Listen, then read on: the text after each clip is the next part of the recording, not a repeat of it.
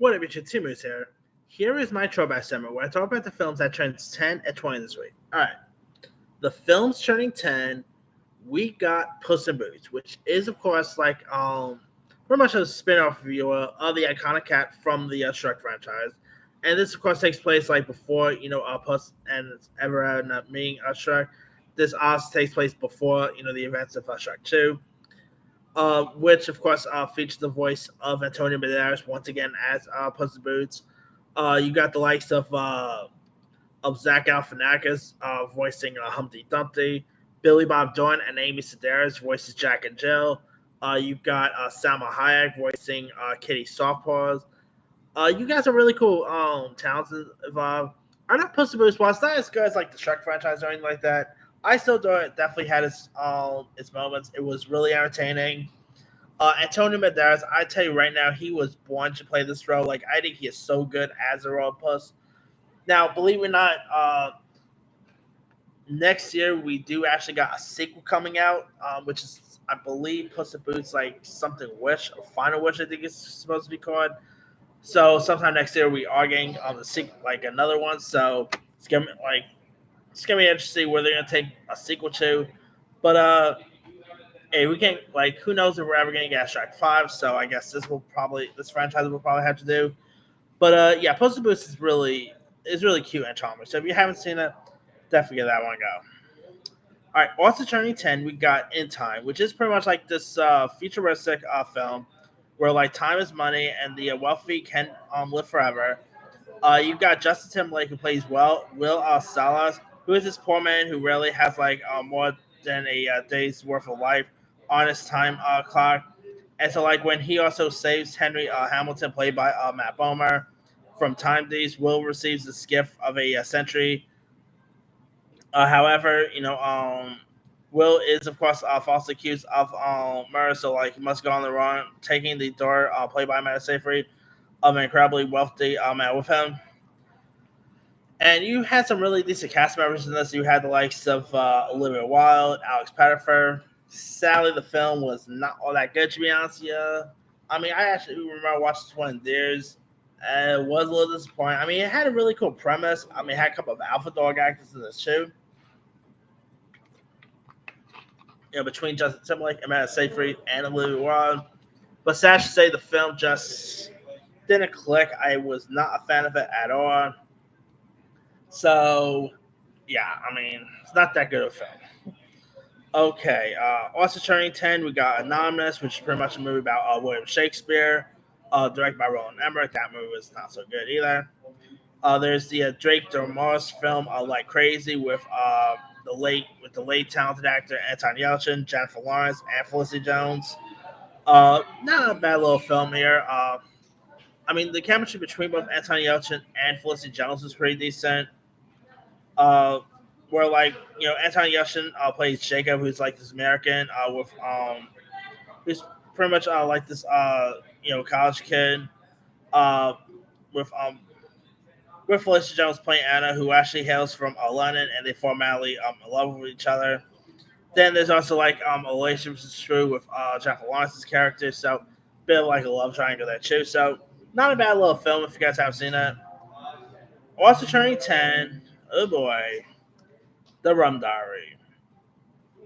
Now, The Rum Diary is pretty much the film that kind of brought Johnny Depp and Amber Heard together.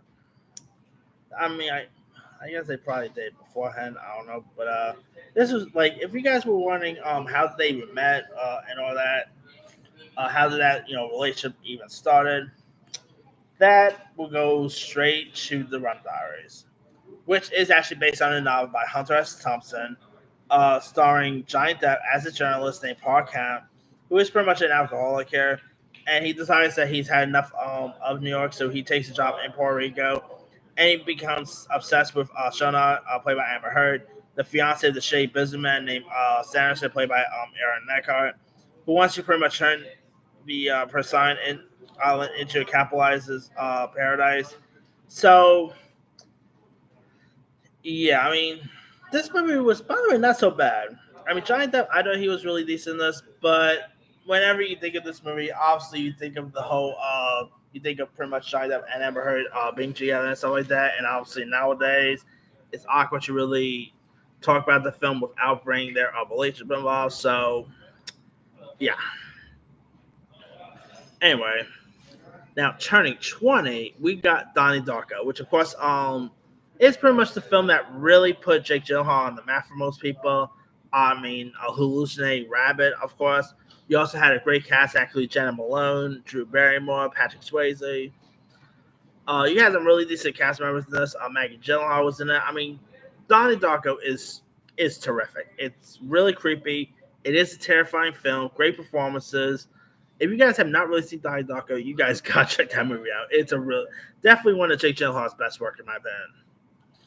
All right, also turning 20, we got 13 Ghosts, which is pretty much like a horror film about like a family that inherits a spectacular old house from an eccentric uncle, and there's like just one problem. The house seems to be have a dangerous agenda, where like pretty much there are creepy ghosts in it.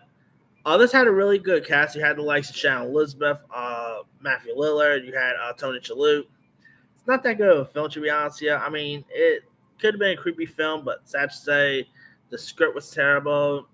Didn't really make much sense. I mean, yeah, not a fan of 13 Ghosts. All right, also turning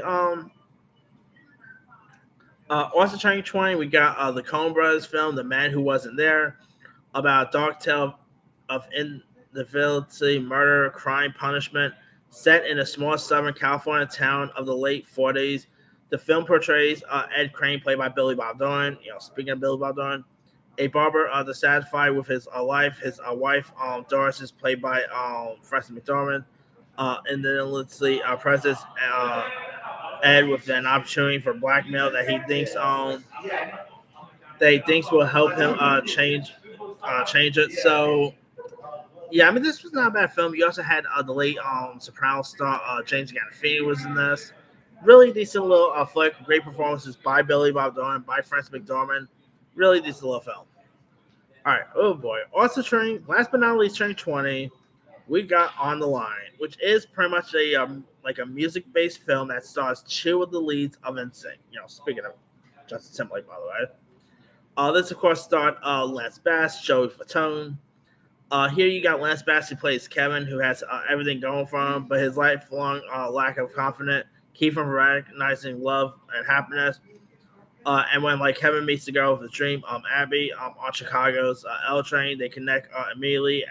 But he also lets his golden opportunity slip away by not having the courage to ask her for her name and her number. Unable to find her or forget her, Kevin and his buddies launch a massive campaign to locate Abby. So yeah, this movie was pretty much trying to showcase that if Lance Bass could act, because obviously at the time NSYNC was obviously like late 80s and early 2000s. NSYNC was a very popular male boy band and all. And Justin Timberlake, he's actually not that bad of an actor, but they decided to try to showcase Joe Fatone and Lance Bass as capable actors. Yeah. Did not work out at all. This movie sucked. It's not that funny. Shame too, because I do like NSYNC, but sad to say their acting in this is horrendous. Not good performances at all. I also like Emmanuel Shariki, but even she couldn't save this movie. I mean, this movie's just, not so good at all. So, yeah. Anyway, let me lead you guys. Which of these films stand out to you the most? The 10-year one, I'm definitely going to go with Puss in Boots, while the 20-year one, I'm going to go with Donnie Darko. Anyway, drop a comment below. Don't forget to like, subscribe, hit that bell for notifications. This is Timmy Style.